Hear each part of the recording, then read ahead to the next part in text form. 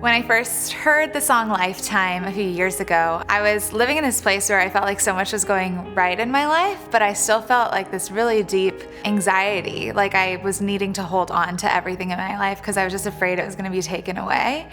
And the first time I heard this song, I just really felt God in that moment just saying like, hey, like, Kristen, I love you, and I just want to give you freedom, and I want to give you freedom from this anxiety, and I want you to see what it's like to like live a life of worship to me, not just through music, but in every area of your life. And so I got on my knees during worship, and I just really felt God convicting me to just let go some of the things I'd been holding on to so much. And in doing that, through the weeks to come, I really felt such a deeper sense of freedom. I actually was able to experience God's love for me personally. It just really changed my life, this song. And so I was just so blessed to get to worship to this year again and just be reminded of what God's carried me out of. And it's all by God's glory and by God's grace and God's kindness that we have even breath in our lungs to live. So it's the most natural thing to then just turn and live a life of worship and surrender to Him.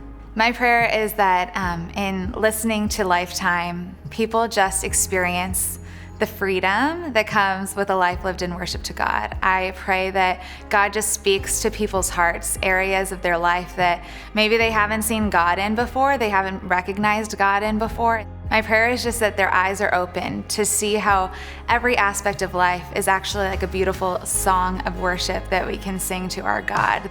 It was so powerful to be back in a warehouse where, I discovered my own worship voice, my own ability to encounter the Holy Spirit through worship. I discovered in a warehouse at C3 NYC years ago. That's where God met me for the first time. And it was just so powerful to be back in a warehouse again, singing this song out specifically because it's just a song that is so special to our church.